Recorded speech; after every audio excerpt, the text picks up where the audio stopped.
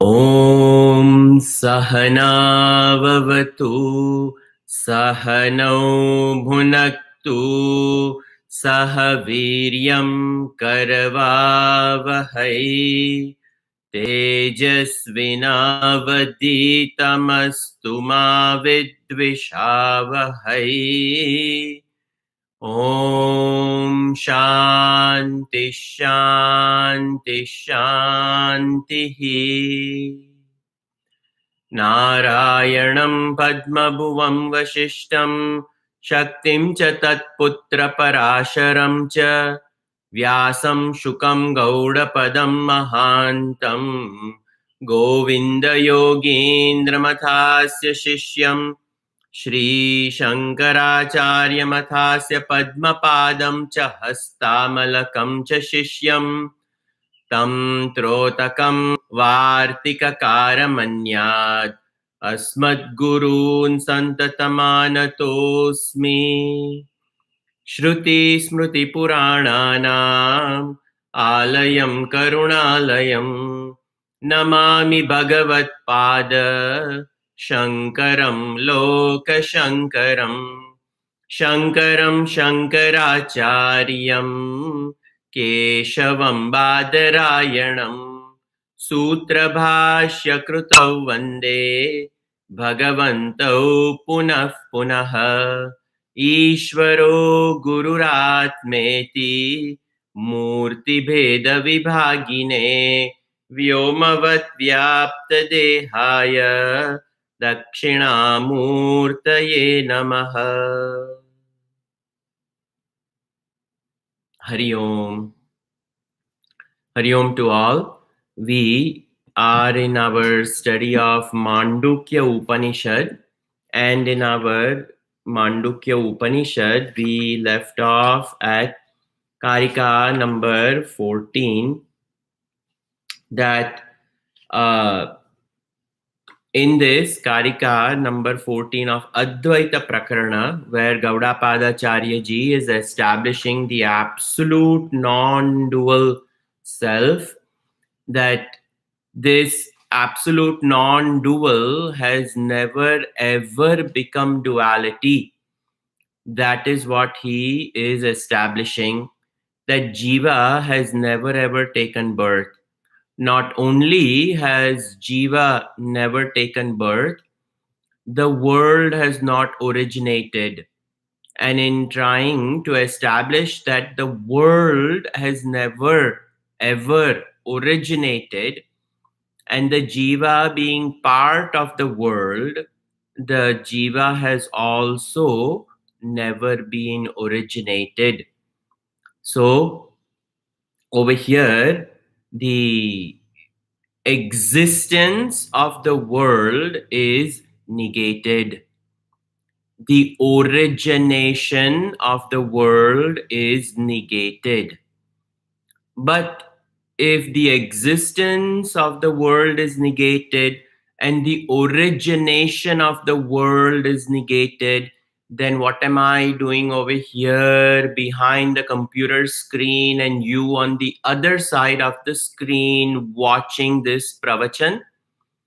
So it is said that the appearance of the world is not negated, and the experience of the world is also not negated, because the world appears to be. We cannot not see what we are seeing, but what we are seeing is fleeting. The existence that we are seeing is not an absolute. It is a relative, temporary, brought upon by the phenomenon of the fact that this body has arrived. And because the body has arrived, the pot The pot space over here now looks at this body, identifies with it, and through the apertures of the pot, it notices a seeming existence of the world. And it is only seeming because as long as the pot experience lasts, the world experience will only be so much.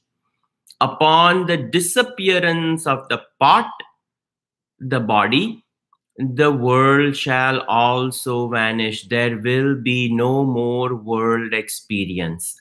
So the world is experienced, the world is uh, acknowledged, but the reality of the world is not the reality of the world is not acknowledged, and that is what we have discussed so far in this karika number 14.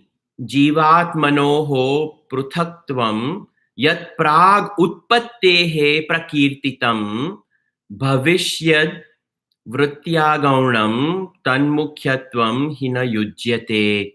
In this karika number 14, we have seen that the Vedas talk about the jiva. The Vedas talk about the heavenly worlds. And the Vedas talk about the karma that the jiva has to do to attain the heavenly world. The Vedas talk about the karma that one can do to make one's life comfortable over here. The material gains which are not available for possession can indeed be possessed by the karmas that one can do. Or if there are some difficulties, the difficulties can be avoided by doing certain karmas. These are all various promises which are promised by the karma kand of Vedas. And the karma kand portion of the Vedas is 99.99%. Mere a fraction of a percent of the Veda is this jnanam which we are talking about, the Upanishads. So over here it is said that the separateness of the jiva and the atma, which is indeed declared in the scriptures, not just the scriptures, but the statements of creation have also been uttered. So, jivat manoho pruthakvam, that the jiva and the atma are separate, is talked about in the Vedas. Not just that, yat prag utpattehe prakirtitam, before the arrival, prag, before utpattehe, this utpatti, the creation, prakirtitam, that is also being talked about. The creation has been talked about as well. Bhavishyat vrittya gaunam tanmukhyatvam hina yujyate. And Gaudapadacharya ji says, yes, it has been talked about. Yes, the difference between the jiva and the paramatma has been talked about. Not just that, but even creation has been talked about. Even if we take Mandukya Upanishad, so the Mandukya Upanishad acknowledges the two birds on the tree of life. So the Jiva and the Paramatma is indeed even in the Upanishad talked about. Dva Suparna Sayuja Sakhayo Samanam Vrukshe Parishashvajate. That is talked about. So Mandukya Upanishad talked about this Jiva and Atma as a two different things. Not just that, but the same Mandukya Upanishad talked about creation. Yathorna nabhi srujate gruhnate cha. That this Just like a spider spins a web, creates from its own navel, and then it consumes it, in the same way, creation has been talked about. So over here, Gaudapada ji is saying that all these things which is talked about is gaunam. It is secondary. Hmm. It is like, get me a glass of water. So somebody gets me a glass of water. And then I said, Arey, I didn't want glass, I wanted water. And the person says, yes, the glass contains water. So what do? I take the water and I discard the glass. Glass is not mukhya. What is mukhya is the water within it. So the water is the mukhya vastu when I say get me a glass of water. Glass word is used. So a glass is brought with water. I take the water and glass is rejected. In the same way, creation, when it is talked about, the mukhya vastu in creation is Brahman. Just like that spider creates a web from its own and then devours it, that is symbolically talked about as a Brahman, which is a support of this world. Without Brahman, it would not arrive. So once the concept, the idea of Brahman is understood, creation has to be rejected. Creation has to be rejected. This is difficult for people to understand, that creation has to be rejected. Once Brahman is understood and my nature of being Satchidananda Brahman is understood, is acknowledged, and it is established, the jivatva is supposed to be rejected. There is no existence of jivatva. That is what is talked about over here. The entire karma section of the Vedas talks about, describes the jivatma worshipping the paramatma, and the differences are established between the jivatma and the paramatma. And the upasana kand also of the Vedas maintains this distinction, this difference between the jivatma and the paramatma, that the jivatma has to do upasana. He or she has to engage in saguna brahma dhyanam, and the saguna brahma dhyanam leads to nirguna brahman pratishtha. And when the nirguna brahman one establishes themselves in it, at that point in time, the jivatma bhav is dissolved. I have understood I was never a jiva to begin with.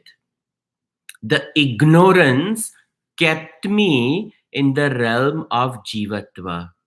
But in reality, I am beyond this jiva. I am the absolute truth. This is what is to be gained in our journey of this Vedanta. I had talked about the fact that a child plays with various toys, and the toys differ from a 6-month old, a toddler, a 5-year old, a 7-year old, a 13-year old, a 17-year old, a 20-year old. Adulthood is reached, 24. Toys are still there, but that sucking of the 6-month old when the person attains the age of 24, the pacifier, the keys, the eating of all the various toys which are there now is replaced by the toy of a car, the toy of a house, the toy of a job, the toy of the spouse, different toys. And with different toys, different responsibility arrives. So at each stage, the previous toy is given up so that the next more mature toy is picked up. And thus is the journey of the jiva. Same thing with Vedas. Vedas talk about so many different karmas. Initially, it is God fearing because the person has to be brought to dharma. Once a person establishes in dharma and accepts dharma, now it is not God fearing, it is God loving. So now the karma is done for my Bhagwan. Earlier, the karma was done out of fear. If I don't do it, Bhagwan will punish me. Bhagwan will give me bad, ill destiny. Out of that fear, one does right. So the Puranas are all the stories about people who suffered, the Rakshasas and all those things who created various things. So the Puranic stories, and then Dharma is brought. The whole story of Mahabharat, that Yato Dharma Tato Jaya, that Krishna is wherever there is Dharma. Once that is understood, now the other itihas is picked up of Ram Bhagwan, Ramayana, where we fall in love with Rama Dharmavan Vigraha Naraha. He is the embodiment of Dharma for a man. Now, the love of that goodness. Then, when we come to Vedanta, now we talk about there is no such thing as forest. And if the forest exists, the existence of the forest, who created it? Who sustains it? Who dissolves it? So, example in Upanishad is given that this Brahman. The Upanishad starts with some story of creation, but the Upanishad ends with the one reality of Brahman. So the takeaway point of Upanishad is Brahman alone is real. Anything other than Brahman is mithyatva. It is illusory existence. Bus, that is what is pointed out over here. The entire Vedas wish to talk about only one identity, and the one identity as the truth, that my identity is the absolute truth, Brahman. There is nothing other than that. This is the actual goal of Vedanta and the Vedas, but the Vedas have to take a big circle to arrive at that, because the Vedas have to accommodate so many different people.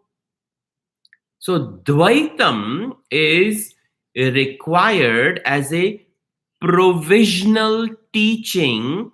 It is not a prominent teaching. It is not mukhyatva. It is gaunatva. Just like the glass is not mukhya, glass is secondary, gauna. What is important is what is in the glass, the water. I want the water. I don't want the glass. from the medium of the glass, what is to be extracted is the water, and that is it. So that is where we left off. Lot of revision we have to do, because this is nididhyasana portion of Upanishad. Advaita Karika, he logically establishes the non-dual truth, but this non-dual truth which is established, it is me, it is me, it is me, it is me. And that needs to be drilled in here. It has to be drilled, and that drilling requires systematic thinking. Continuing, now this shloka number 15 in Gaudapadacharyaji's Karika of Advaita Prakaranam. मृल्लोह विस्फुलिङ्गाद्यैः सृष्टिर्या चोदितान्यथा उपायसोऽवताराय नास्ति भेदः कथञ्चन.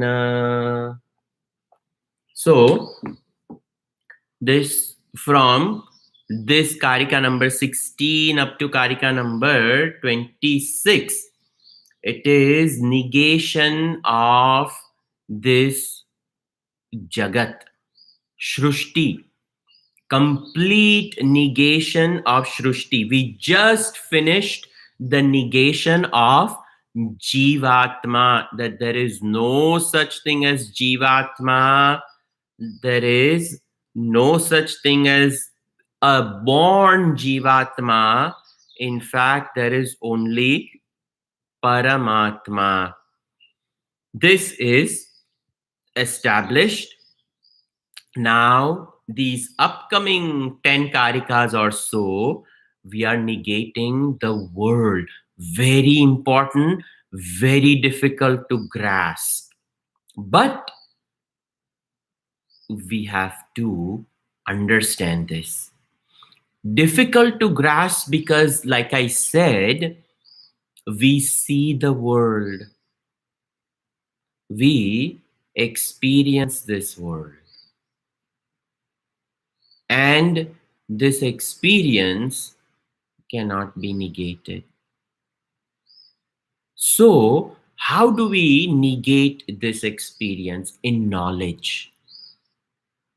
We see it, but then we don't acknowledge it.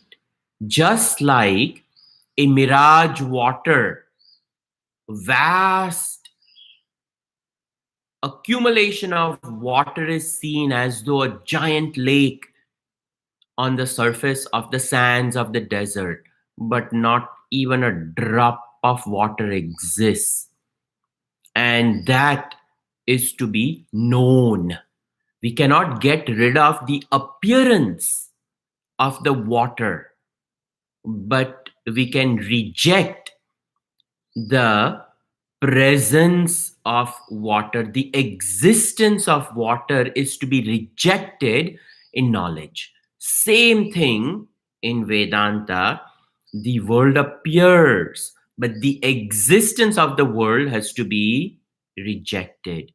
The existence of the world has to be removed. So, Mrul Lohita Loha Visfulingadyaihi. Mrul over here is clay. Loha, iron. Then Visfulangaihi is none other than sparks. So these are various examples. Gold is also used. The wave in the ocean, that example is used. The clay pot is used. The iron ball is used. The little flame and its source, the fire that is used, the spark and the fire. So all these examples are used that uh, the gold is used and the gold bangle, that the bangle is the name and the form, but gold alone is the reality. The pot, the saucer, the cap, the cup, so many different things are used, but clay alone is the reality. Like this, all these creation has been taught through all these various examples. It is for understanding of non-duality. There is absolutely no duality that is to be understood. So mrulloha visfulangaihi shrushtya choditan na anyatha. So all this shrushti cha udita. So shrushti, creation, udita, its creation, its emergence is talked about like this by various example, and these illustrations only reveal the non-dual truth behind it, but it is not for the uh, the actual arrival of the creation. It is not the establishing of the creation, but to explain uh, a seeming existence of creation. These examples are used. Upayaha saha avataraya.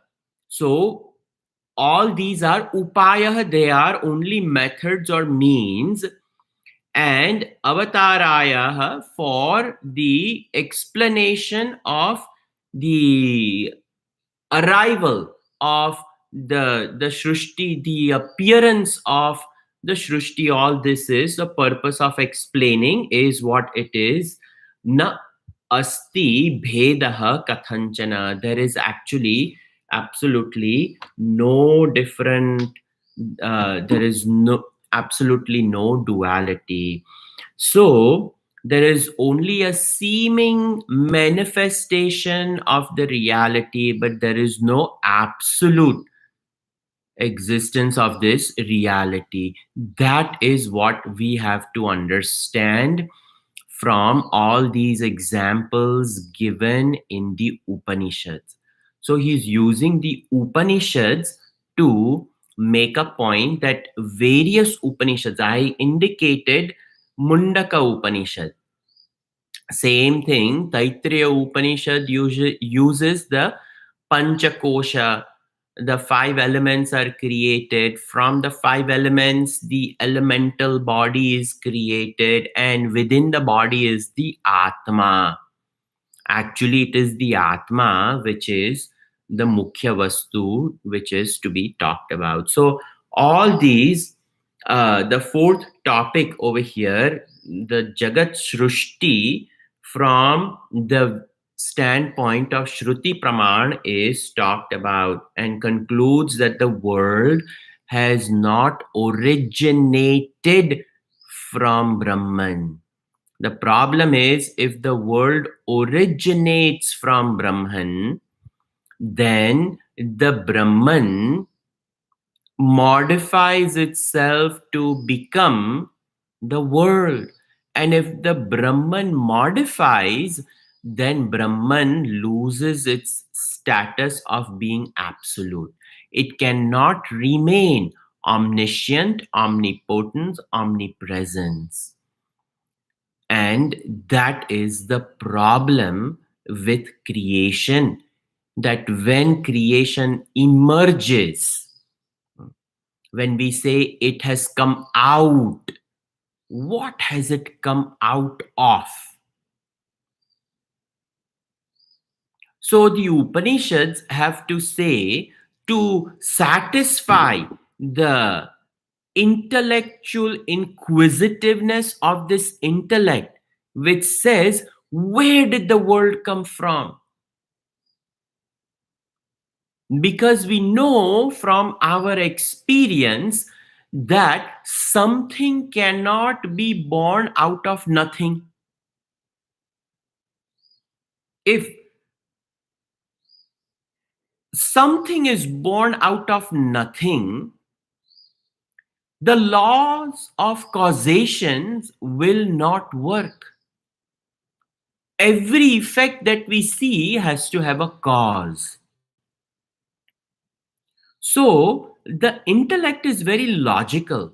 So to explain to this inquisitive intellect that the world has emerged, it is as though the Upanishad, not as though, the Upanishad does do a deliberate superimpositioning on Brahman, that the Brahman, from this Brahman came, and into this Brahman, this creation enters. That logic makes sense to the buddhi. But as the buddhi grows in its understanding of non dual truth, that very carpet of understanding is pulled out. Now, what is ascertained is there is no such thing as the emergence. And if at all, the appearance of the world exists, the appearance is born out of avidya, ignorance. This is how we explain appearance. Just like the mirage water has appeared out of a defect in our sight, it sees. But then we acknowledge the fact that the substratum of the vast sands of desert makes it appear that water is, but there is no water.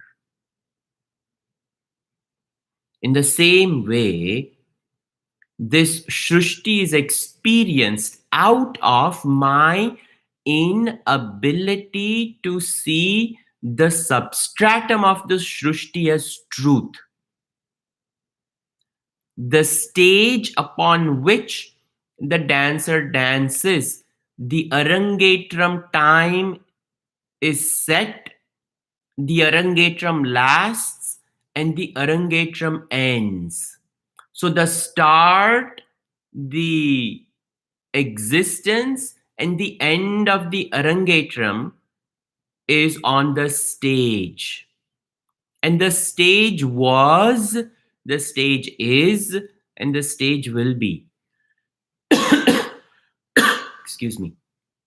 The stage has nothing to do with the Arangetram except it lends its existence to the Nartaki to move about and create a seeming movement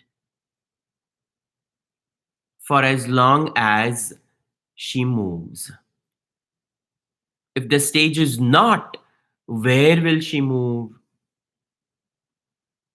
So, like that, the Upanishads use these examples of the clay, the metal, the spark, the water, the ocean, and the wave, and all these various examples are used only to help facilitate our understanding about the substratum.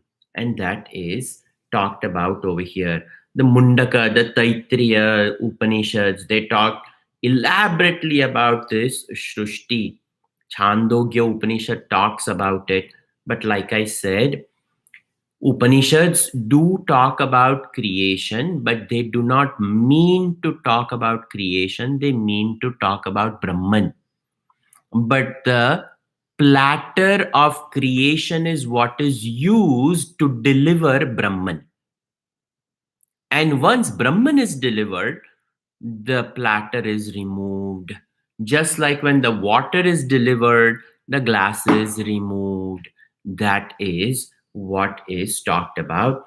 Mananam and Nididhyasan should be done for a long time, continuously, to remove these doubts. Then it will be understood that there is an appearance of the world, there is no existence of the world.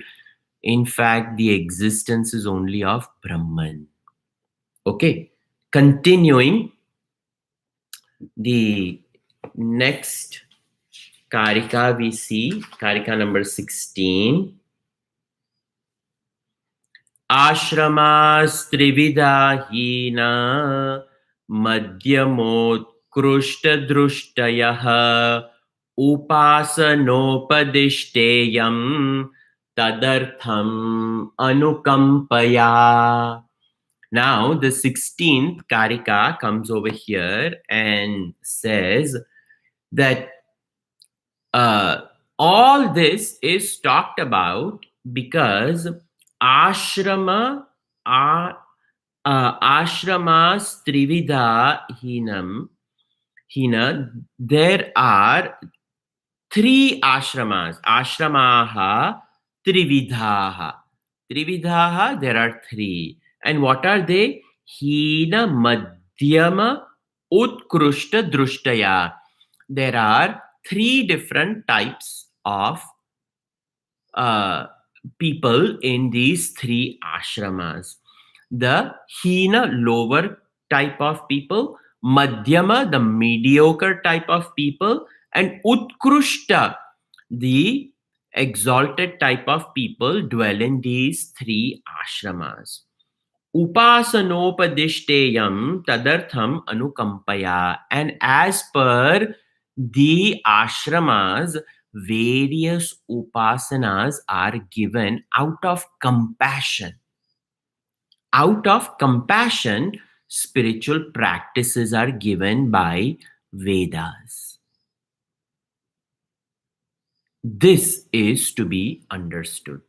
So now Gaudapada Charyaji is particular because once you say that the world has originated from Brahman, then the world becomes real, the world becomes Satyam, and there is no reality of this world, just like there is no reality of the waters of the sand in the desert. So there is only appearance. When it is said that the world is an appearance, then it means then the world is mithya, illusion. Now, when this mithyatva world is there, and in this mithyatva world, there are three types of students, is what Gaudapada ji is saying, that the students are of three different caliber: a lower type of student, a medium type of student, and a superior type of student. And as per the student who has come to study the scriptures, those type of spiritual practices are given to the student depending upon the maturity of the student. So ashramas trividaha, there are three ashrams: hina, madhyama, and utkrushta. These three ashramas which are talked about, they are what we will see now. So we see that this absolute Advaita, to understand, if one is not prepared mentally, it will be absolute confusion. In fact, they will get turned off. and they will get quite agitated. How dare you say that the world I am experiencing and my sorrows that I'm going through are not real? So then we have to just say, yes, your problems are real, your experience is real. So if these problems are real and the experience is real, then I will have to give you a real solution for it. And then they will be happy. Ah, yes, Swamiji, I am going through difficult times. Give me some mantra. Give me some thing that I can do that will get rid of my problems. Why do you think people tie, a lemon with 4 chilies on the front of the door? You all the rickshaw walas in India, you see, in first thing in the morning, some flower garland is taken. This lemon with 4 chili is put in front, an agarbatti in front of a little picture, because the world is real, my job is real, money is real, earning the money is real, all these things are real. And in this real experience, real problems can also come. So let me protect myself. May problems not come to me. So you see the thinking. So now the Upanishads, the Vedas have to address all these things. We cannot disregard people with their various understanding. And different people are accommodated by Vedas until they reach the higher. That is the beauty of our Vedas. So now these three over here are talked about: Hina, Madhyam, and Utkrishta. So the lowest one is, how do we categorize them? So in Vedanta, we say that the lower adhikari is the one who has no purity and the one who has no focus, clarity of thought, and the channelizing of the mind and the intellect. This is how we determine if somebody is ready for higher learning or not. Purity. How do we attain purity of mind and intellect? Purity is determined by how calm and tranquil the person is. If the person is agitated, there is no purity, there is no focus then. So Bhagavan Krishna prescribes Karma Yoga as a means of Antakarana Shuddhi. That is called purity. So Hina, the lowest type of person, is there is no practice of Karma Yoga. There is no single pointedness of thought, so no meditation is done. So no upasana. So first 6 chapters Karma Yoga, middle 6 chapters meditation.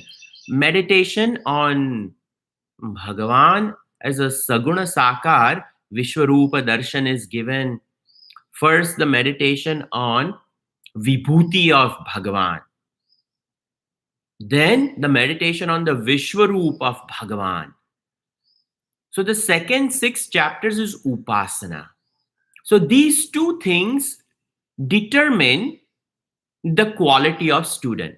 Is this person pure? Like I said, purity is the person tranquil. Have they resolved issues in life properly? Have they learned to do that? That is called Karma Yoga. It's a yardstick of measuring how calm we can remain within in the onslaughts of the appearance of this world. But that knowledge is not there yet. So there is no karma yoga, no upasana. That is the lowest type. Now middle person, karma yoga is done. So purity is there. But Swami ji, shanti nahi hai.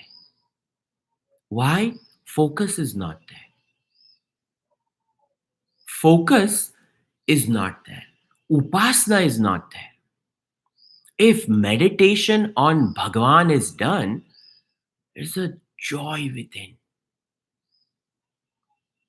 So Karma Yoga gives purity, Upasana gives a sense of gratification, fullness.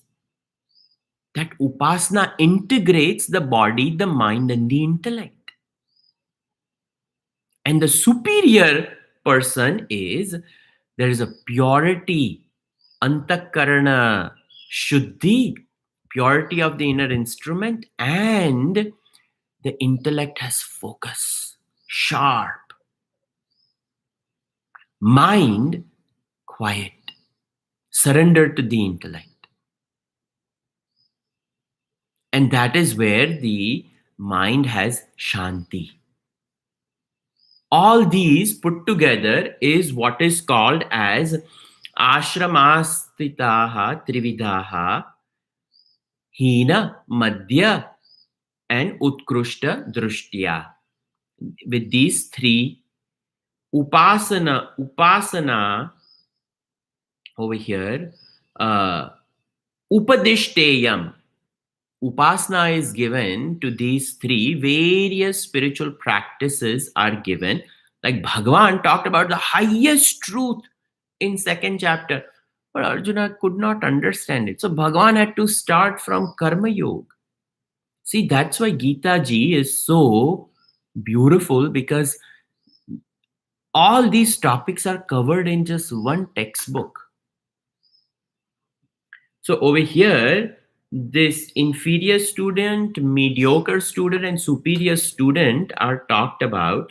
And when the student is ready, that is when we come to this section of Mandukya Upanishad, where we can entertain this thought which has been presented to us without rejecting that there is no origination of world, there is no existence of world, there is only appearance of this world.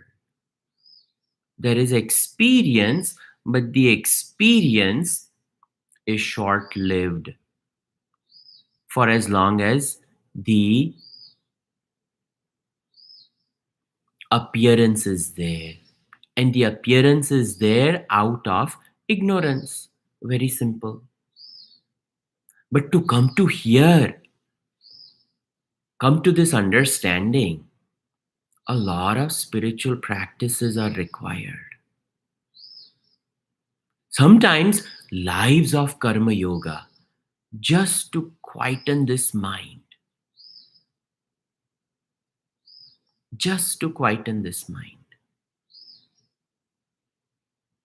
And to become happy within. It's easier said than done.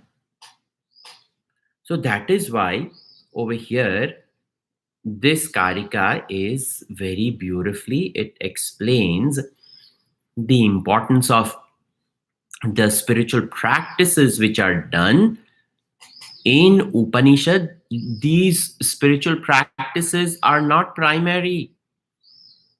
That is why Gaudapadacharya ji has brought this in the karika, that it is the spiritual practices talked about, that is not mukhya.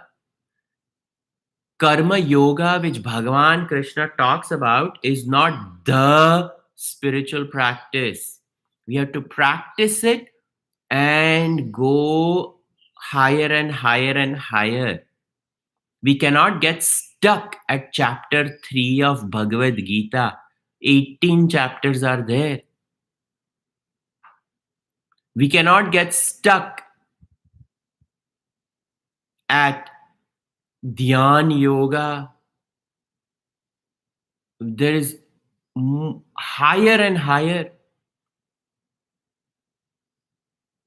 Sri Ramakrishna Paramhamsa was in a Savikalpaka Samadhi of mother and refused to come out of it. Totapuri ji came and said, "You have to go higher." He had to break the Savikalpaka Samadhi of Sri Ramakrishna Paramhamsa. And these avatar Purushas are here to show us that we have to actually go much higher. We cannot get stuck in our rituals and practices. If we are stuck to our rituals and practices, growth is required. Then Mandukya Upanishad is not going to make sense. This is to be understood. Continuing in Karika number 17. Swasiddhantavyas vyavasthasu dvaitino nishchita dhrudam parasparam virudyante tairayam na virudyate. And now Gaudapadacharya ji comes and says, Swasiddhantaha vyavasthasu dvaitinaha. The dualists who talk about the pujas, the rituals, going to Vaikuntha Loka, Saketa Loka, Goloka, Kailasha Loka, Brahma Loka, all these various lokas to go to, and the spiritual practices to be done to reach in such places. Over here, Gaudapadacharya ji is saying these dualists, as per the understanding, they will talk about all these things. Even Vedas, we go from the dualistic drashti to Advaita drashti.